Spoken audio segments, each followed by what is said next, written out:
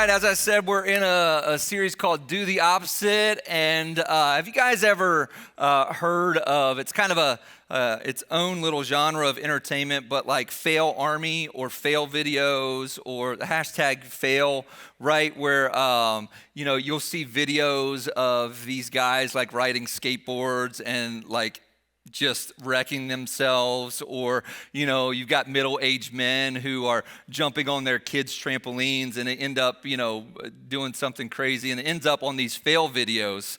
Anybody familiar with these? You've seen these? They're probably my favorite type of entertainment. Right, I've spent quite a bit of time watching fail videos. I can get sucked in pretty quick to watching those videos. And so today I thought we would start off by just looking at some fails. And there's been no greater source of humor, I think, over the past few years than looking at some of parents trying to homeschool their kids during the pandemic, right? And so I found some things on the internet I want to share with you, these interesting things. So let's put the first one up. So on the second day of kindergarten, the teacher had to send out an email saying, "Parents and guardians, please stop arguing in the background. It's very distracting." And that is a homeschool fail. What's the next one? Got a call from the vice principal telling me that my kid attending class in the hot tub is inappropriate and cannot happen again. Homeschool fail. Anybody got kids like that trying to go to school in the hot tub? I got one at home. He thinks he could attend while he's in bed. This one's pretty funny. You're helping your kid at home. The kid says, "Hey, what does copious mean?" And we say, use the context clues in the sentence to try to figure it out. And 3 seconds later, the kid says, "Hey, Alexa, what does copious mean?" As a sign of our times, it's funny, we ask Google at home everything. I don't know what we would do without Google, so what's next? Oh, this is great. You ever forgotten to get the stuff for the kids' project at school, and then you have to just use what's laying around the house? Well done, parents. Well done. That is a homeschool fail.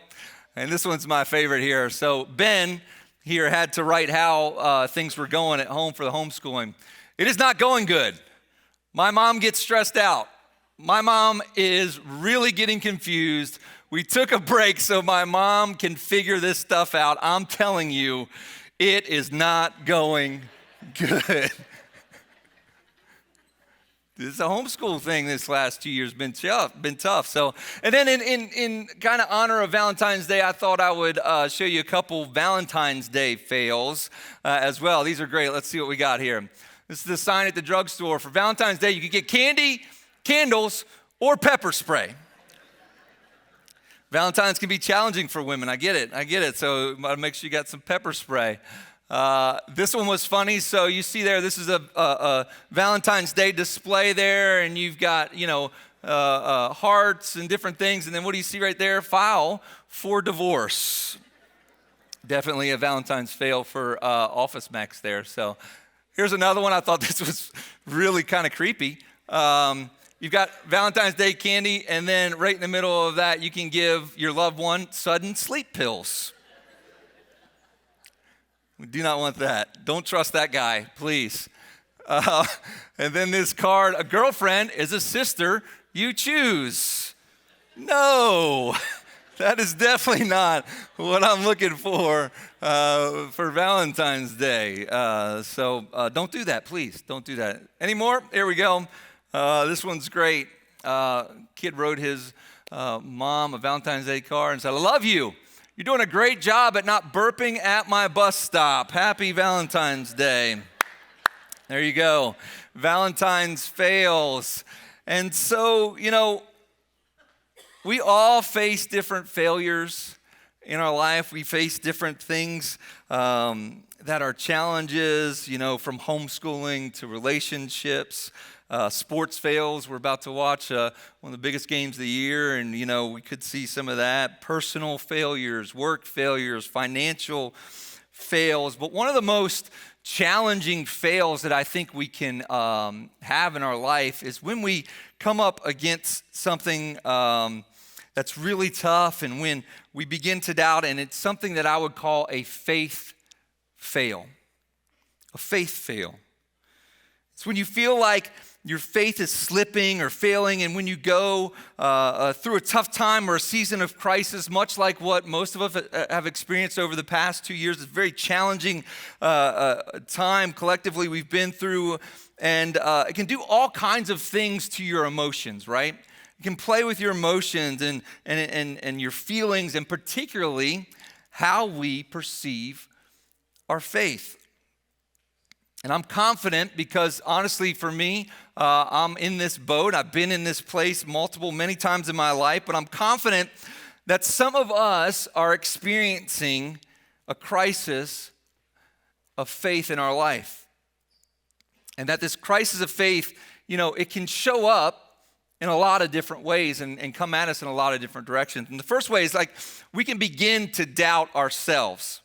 Right, we begin to doubt ourselves. You feel like maybe we're not good enough. Maybe there's something about me, or I'm not getting this faith thing, or other people seem to be getting their miracles and God's blessing them, but where's my miracle? And I don't feel God maybe like I used to, and I don't sense him anymore in my life. And you start to doubt yourself. And it can become a crisis of faith where you think maybe something's wrong with me. Or maybe it's more God-related, where, we wonder if he's there at all, right? Or maybe he's there, he's just not strong enough or powerful enough to do anything about the situation or what's going on in the world. Or maybe he just doesn't care, because why would he let me be in this situation? Why would he let us be in this predicament? We've all been in some challenging situations, and some of you have really had some serious things happen in the last few years where, business has changed completely, and maybe you've had to completely rethink how you make money or financially what your business is going to do. Or maybe you've had loved ones who have been sick and you're not able to be there to comfort them, and it's been a very challenging times, and you never thought that you'd be where you are, that we'd be in the situations that we've been in. And we've all been navigating this ongoing, seemingly never-ending pandemic in our life. And it can lead us into a faith crisis in our life. And we can start to feel like my faith isn't strong enough, or I'm doubting and I've got all these doubts, and I don't have enough faith to see me through all of these challenges. And so if that's you today, I want to bring some encouragement to you. I want to bring a little bit of hope today.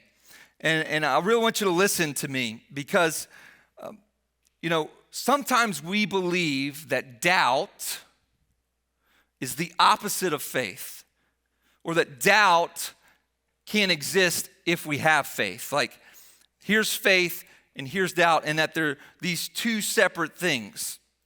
But what I want to suggest to you today is that faith and doubt are like two sides of the same coin. In fact, if you struggle with doubt, self-doubt, or even doubt about God, if you struggle with it at all, then it's actually an indication that there's faith in your life. It's actually an indicator that you have faith. Otherwise, we wouldn't call it faith, right? We would just call it certainty. Right? Like, hey man, I don't need faith because I'm just certain. Right? Like, the whole idea that we have faith implies that there is doubt. And so because there is faith and there is doubt, and it's in the midst of that tension, right, between faith and doubt that we need to live, and we need to understand that that's okay. Listen to this. Your doubts don't disqualify you. They actually define you as a person of faith. And as we struggle with faith, if you're struggling with faith today, I want you to have hope. I want you to know that it's okay, and maybe you're going through your own wrestling of faith and doubt. Maybe you're wanting to lock yourself into your home and to not expose yourself, just to hide away, to not expose yourself to any more hurt or harm that's out there that might make your life worse. And you may be doubting yourself, you may be doubting God in your life, but I want you to know it's okay. It's okay, because your faith may fail, but God will never fail. Your faith may fail, but God will never fail. He is faithful even when our faith fails. He's faithful. So today I want to look at a story. It's a very familiar story in the Bible. You'll recognize it, but it's a story I think we can learn from when we're in seasons of doubt. And so let me just set this up real quick. So Jesus had died. He'd been crucified on the cross, and he had risen. It was 3 days later. He had risen after 3 days, and he appears to his disciples, right? His inner circle, his close companions that were with him for years. He appears to them after his resurrection. But, one of the disciples weren't there. And so I want to pick up this story here in John chapter 20, verse 24 through 25, and it says this. One of the 12 disciples, Thomas, nicknamed the twin, was not with the others when Jesus came, when Jesus appeared to him. Thomas was not there. And they told Thomas, they went and told him. They said, "We have seen the Lord." They were so excited. It was so amazing. And they're explaining to this other disciple who wasn't there, "We saw him. He's risen. He's alive." And it was this amazing experience where we got to interact with him and see him. But Thomas replied, it says, "I won't believe it unless I see the nail wounds in his hands and put my fingers in them and place my hand into the wound in his side." Now, this is where Thomas gets another nickname that he has that we remember him probably most by, and that is Doubting Thomas. Doubting Thomas. And I think Thomas kind of gets a bad reputation because of this, because, if we go back just a few chapters, we find Thomas having a huge faith. And so Jesus was going to visit Lazarus, who was his friend, who was very sick and had passed away. And Jesus says, "Hey, I'm going to go see Lazarus." And Thomas misunderstands, I think, what's going on, but he makes this statement after Jesus leaves. He looks at the other disciples and he goes, "Hey, let's go with Jesus and let's die with him. And let's go die with him." And so what I want you to understand here is Thomas was a man of faith, right? He had faith enough to follow Jesus even unto death, and he was willing to go and to die with Jesus at this point. So Thomas does have faith. And Thomas gets this nickname, Doubting Thomas, because he's having a moment here, right? He's having a moment of doubt. Anybody here ever have some moments in your life, right? Like Thomas is having a moment, but it's not the only moment in his life. It's not the sole defining moment of his life because he's doubting. And so we can all, have these moments. And this is what's going on with Thomas. And so Thomas, yes, is doubting. He's struggling. He may be in his own moment, his own faith crisis at the moment, and things haven't turned out the way Thomas thought they would, right? Things aren't happening the way he expected them to go. He didn't expect Jesus to die and to be crucified. He didn't expect, that he would be put into a tomb. He didn't expect things to be going the way that they were. So he's wrestling with disappointment and discouragement. And here's the thing about doubt sometimes that can happen. When we wrestle with doubt, that oftentimes if we peel back some of the layers and really get to the core of what's going on, there's more there. And I think that it can be a part of hurt or discouragement or disappointment in our life. I think Thomas in this situation, was feeling a little left out. Right? Jesus had appeared to his buddies in this amazing event, And Thomas missed out, and so he may not even know why, but Thomas is disappointed and he's hurt, and there's discouragement. And then in this moment, Thomas lets his doubt kind of rise up and come forward. And so he ends up with this nickname, Doubting Thomas. And so what do we do? What do we do when we're experiencing doubt in our life or a crisis of faith in our life, or when we don't know if our faith is strong enough, or we look around us and things aren't the way we thought they would be, and where's God in all this? What do we do with that? And so I think we can learn some things from this passage from Thomas and Thomas's story of doubt. And the first thing that I think Thomas models for us that I want you to hear today is that we need to keep showing up.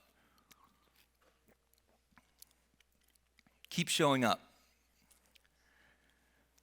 It can be easy to quit.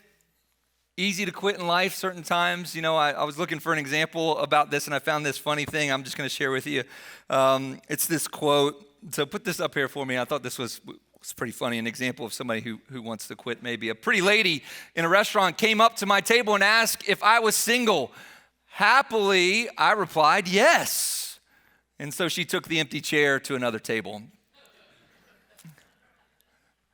Sounds like a guy who would think it's easy to give up on relationships. How funny would that be if that happened? But sometimes, we can get frustrated and we can get discouraged. And I think this is where Thomas is in this story, right? He's frustrated. He's discouraged. He's disappointed. But don't miss this. Let's see what Thomas does. And if we continue reading verse 26 of John chapter 20, it says this. 8 days later, the disciples were together again, and at this time, Thomas was with them. The doors were locked, but suddenly, as before, Jesus was standing among them. Peace be with you, he said. Peace be with you. So Jesus appears to the disciples again. And why? So Thomas was still there. Thomas kept showing up even after he was saying that he didn't believe the disciples and their account that Jesus was risen from the dead, right? And just imagine, how would there have been tension between the disciples? Because Thomas is saying there's no way that's true, and the disciples are trying to convince Thomas that Jesus rose from the dead and appeared to them. And so there's this tension that's probably there, but Thomas kept showing up. He kept coming around 8 days later. And so somebody here needs to hear this today. Somebody needs to know today that if you're hurting, if you're struggling, if you're doubting, if there's a crisis of faith in your life, if you don't want to leave your house anymore, if you don't want to go outside, if you just want to shut everything out, one of the most powerful things that you can do is to simply keep showing up. Keep showing up. Thomas kept showing up. 8 days of discouragement, disappointment, of doubting, but he kept showing up. Kept showing up. And eventually, because he kept showing up, he put himself in a position to be blessed by God. And in this case, a visit from the resurrected Jesus himself. Kept showing up. And listen, you can drag your doubts to God, or you can allow your doubts to take you away from God. You can drag them to God. You can drag your doubts to God and keep showing up, or you can allow your doubts to separate you and keep you away. So take your doubts about who you are, about yourself, about your abilities, about your failures, about your sin, all your junk. You take all of that and you drag it to God. Take your fear to God. Maybe you're just not feeling it anymore. Maybe you don't understand what's happening, but keep bringing it to God. Keep showing up at church on Sunday. Keep showing up to your small groups midweek or online. Keep reaching out to spiritual friends in your life and pray about it and start talking about it and journeying it out with others, and with God. And you'll see that God's going to show up in the middle of that. He's going to show up for you if you keep putting yourself in a position to be with God. You know, when it comes to faith, we tend to see faith and doubt as these two separate things like we talked about.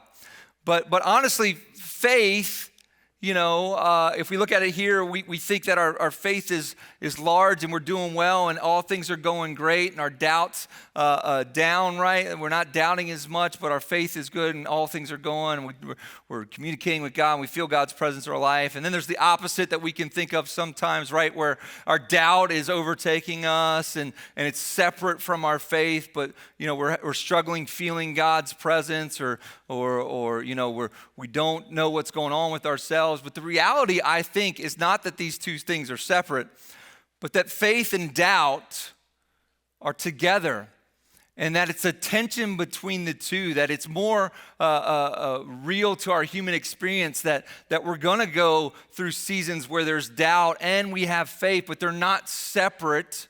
You know, we have a tension between these two things that exist maybe our whole life, and that's okay. Your doubts don't disqualify you from your faith. They just come along with your faith. They just come along with it. And so you can go through seasons in your life and difficulties in your life, and doubt maybe seem bigger than faith, but your faith is still there. It's still there, and God is still moving and working. So you keep showing up. Keep showing up. Like Thomas did, keep showing up. And as we continue to read, look what happens next in the story. John 20, 27 through 28. So Jesus then turns to Thomas and he says, "Put your finger here and look at my hands. Put your hand into the wound in my side. Don't be" what? "Faithless anymore." Don't be faithless any longer, but believe. And Thomas responds, "My Lord, my God." So doubting Thomas gets his moment, right? Though he had been doubting, though he had not believed, he gets this moment of certainty and he believes. And I think it's beautiful that Jesus doesn't judge Thomas here, right? He just restores him. He doesn't correct Thomas in any way. He just restores him gently. He doesn't say, "Where were you last time?" Like, "Why weren't you with the disciples last time?" He doesn't say that. Instead, he just says, "Here I am." Right? Touch the wounds in my hands and my sides. And I think it's a beautiful picture that Jesus uses his own wounds to heal Thomas's wounds. He uses his own wounds to heal Thomas's wounds. And you know, the Bible talks about that. Like, by his stripes, we are healed. It's through his wounds that Jesus restores and heals Thomas. So if any one of you, if you're feeling wounded today, if you're feeling, that you're struggling, know that you're loved by one who has been wounded. Right? If you need healing today, know that Jesus understands. And think about it this way too, like Jesus wasn't present when Thomas made the comments, right? Like, "Until I push my finger in his wounds, I won't believe." Like, Jesus wasn't physically in the room at that time, but yet he knew what Thomas needed. He knew what Thomas' issues were and his struggles were, and he responded to those. And so God knows how to give each and every one of us exactly what we need. Even though the door was locked, Jesus came to Thomas. Even though Thomas was doubting, Jesus came to Thomas. Even though he missed the miracle initially, Jesus came to Thomas just like he has come to you and he's come to me in different seasons in my life. You know, you think about it, when you were lost, Jesus still came to you.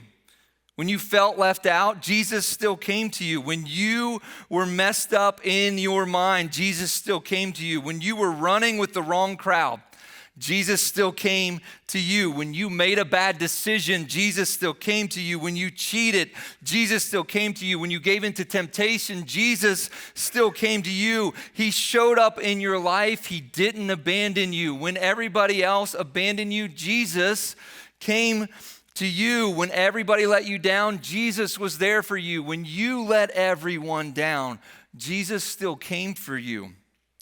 And when you had no idea how to get to God, Jesus came to you. So when you have doubts, when you have discouragement, when you have hurt, it's normal. It's okay. It's okay to doubt, but keep showing up in the places where God shows up. Keep showing up. Honestly, if there's one piece of advice that I think can fit just about everything, if one piece of counseling or spiritual advice I could give, it would be that.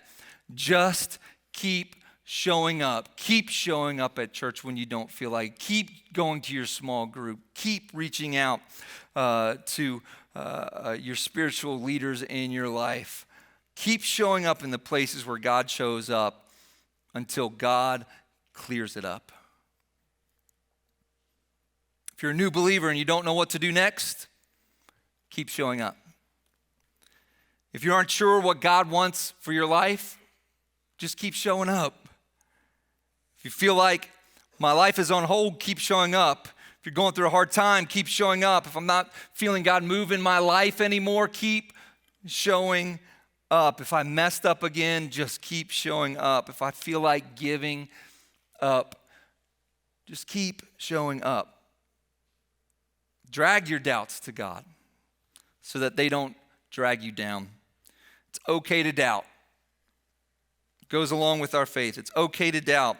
We don't need to be afraid of doubt because your faith may fail, but God will never fail.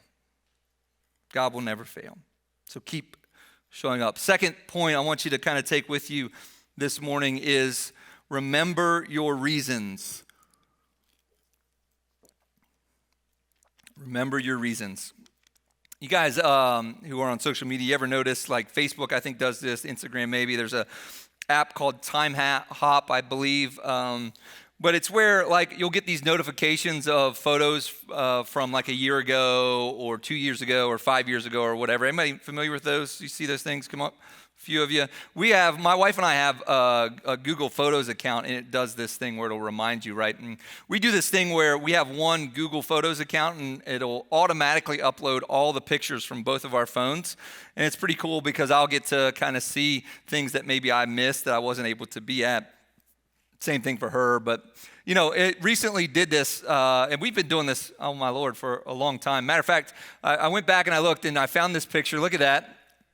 That was the first picture uploaded to our Google Photos in 2007, right? My wife has not aged one bit.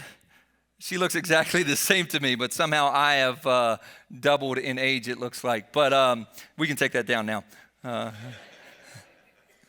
But yeah, so just kind of proof that we've been doing it for a while. And I'll do this occasionally. I'll get stuck where it'll remind me of a photo, right? It'll post something and say, 7 years ago today you were doing this, and it'll be something, and I'll just get sucked in, right? And I'm looking at all these photos, just going through one after the other, and I'm seeing all of these old photos. I see pictures of me holding my youngest son, right? And I've got him like this. And now my 6'5", 230-pound son could cradle me like that. You know what I mean? And so I remember the days when he was small enough to hold. And I see pictures of like trips we had taken or going to Six Flags. And then, I see like proms and homecoming dances and all these things. And then you get to the weddings and I'm just crying and I'm weeping. And I'm like, wow, time moves so fast. And, I just get sucked into to these pictures. And, I just think that sometimes we need to be able to take a look back and to remember what God's done in our life in that way. We need to kind of take a time hop in our mind about what God has done. If you're in a faith crisis now, one of the most powerful things you can do is remember your reasons for faith to begin with. Remember your reasons. And I can remember so many times in my life where God showed up when I was in need, and in so many different ways, right? And it's easy for us to kind of forget what God has done in our life and with all the blessings that He's bestowed upon us. And one of the reasons it's so important to continue to show up in church and to show up in your small groups and your Bible studies, etc. One of the reasons it's so important to do that is because you're going to hear testimonies from people. You're going to hear other people's stories.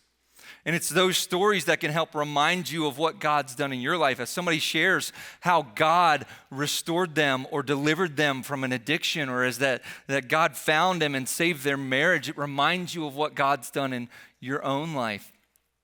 There's a verse in the Bible that says that we overcome by the word of our testimony. We sang that this morning. We overcome by the word of our testimony. And it's not just our testimony. It's when we hear others' testimonies that we become free. And it's when we give our testimonies that others become free. And so we need to be reminded. We need to remember the reasons. Remember what God has done. So let's look again at what Thomas does here, and as we continue on, chapter 20, verse 29 says this. Then Jesus told him, "You believe because you have seen me. Blessed are those who believe without seeing me." Remember your reasons for belief. And we don't just pull these reasons out of thin air, right? Like we just don't make up stuff, right? Like we have reasons and evidence for our faith, for the foundation of our faith. And we already kind of talked a little bit about our personal reasons that we can look back and see what God's done in our life. But there's also historical evidence and eyewitness accounts that we can look at where, our faith has a foundation in these stories and in history. And no, we can't necessarily prove it in some scientific laboratory. It is still faith. We still have to believe, but it's not irrational faith, right? It's not unfounded faith. It's not illogical faith. But there are reasons for our faith. And real quickly, just to give you 3 bullet points of reasons for our faith. Number 1, we have eyewitness accounts, evidence from eyewitnesses. The Gospels, Matthew, Mark, Luke, John, are all eyewitness accounts of the Bible. And so from a historical perspective, there's probably more historical evidence for the life and crucifixion of Jesus than there is of any other historical figure. There's so much that has been written in terms of history about Jesus. So there's evidence from eyewitness accounts that were written over and over and over. It says that there were over 500 people who witnessed the resurrection of Jesus. The Bible talks about this. There's over 500 people. And Paul actually writes in Corinthians, he says, that you can actually still go and find these people who are alive that saw the resurrected Jesus. Paul actually saying in that time to go fact check me on this. Right? There's people who will actually testify to these accounts, not just me writing this. Another thing is you think about the disciples were willing to go and to die for their faith. Jesus was crucified, and all the disciples were willing to go and to die as they continued to spread the gospel of Jesus. They were willing to die. Peter, who even said that he wanted to be crucified upside down, so that he didn't deserve to be crucified like his Lord and Savior. And so people were willing to die for Jesus. So all these eyewitness accounts that are strong evidence for our faith. One of the other reasons I think is very compelling is that in the story, women were the first to talk about Jesus' resurrection. They were the first to see him and to talk about it. And in that culture, women weren't even allowed to give testimony in the court of law. And so it's almost, by saying that women were the first to see it, it's almost in a way trying to discount it in that culture. And so I believe that it actually lends us to think, you can't even make this stuff up. Like if they were making it up, they wouldn't have said women were the first to see him in that culture. And so we have evidence from eyewitnesses. We have evidence from history. We talked about that. We see hospitals and universities and, even science has its roots in Christianity. Hospitals and universities, we can trace so many of their beginnings back to the church. And so there's evidence from history that helps provide foundation for our faith. And then as we talked about, evidence from our own personal experience that creates a foundation for our faith. I'm not just a pastor at a church.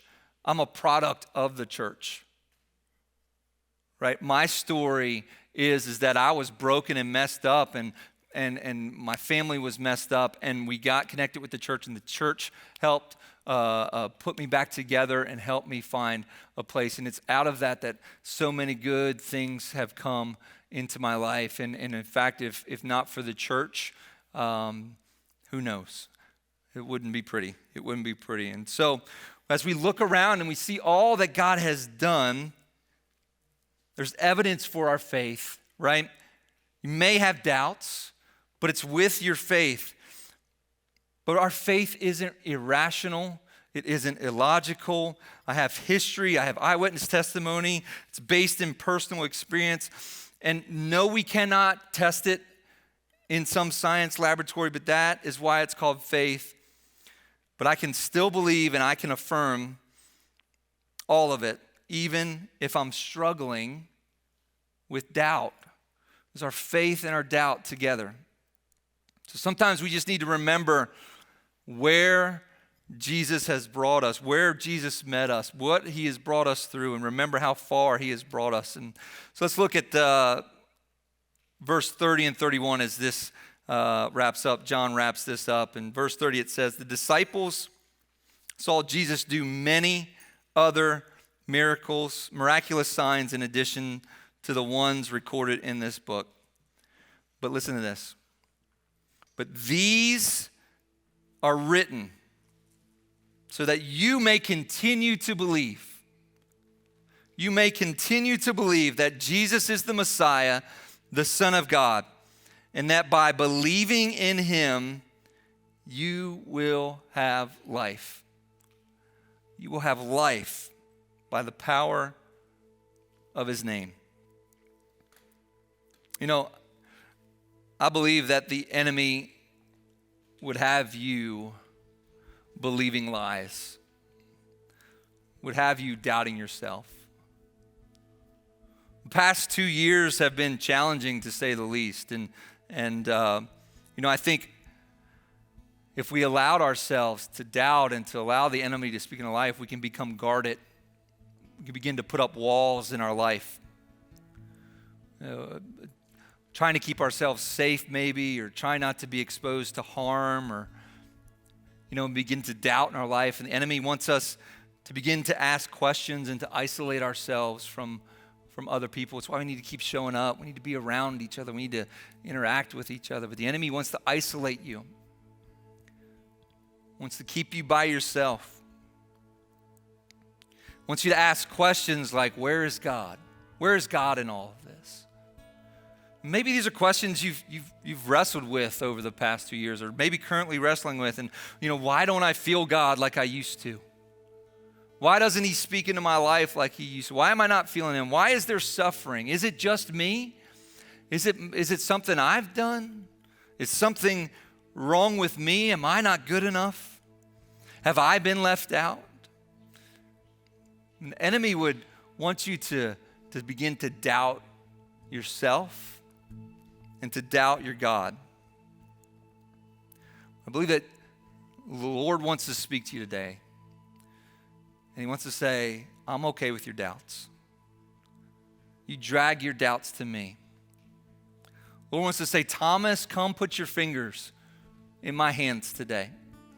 I can deal with your doubts. I can deal with your fears. You just come. You just keep showing up. You come, you put your finger in my side and feel the wounds. I know what you need. And so the Lord is calling to you today. And so today, if you find yourself in a bit of a faith fail,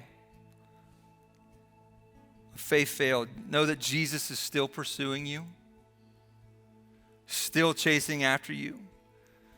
And you just need to keep showing up. You need to remember your reasons for your faith and allow God to move in your life and meet you where you are. Bring your doubts. Bring your fears. Jesus has everything that you need. Why don't you stand with me this morning? I'm going to ask everybody to kind of just take a moment. Maybe close your eyes.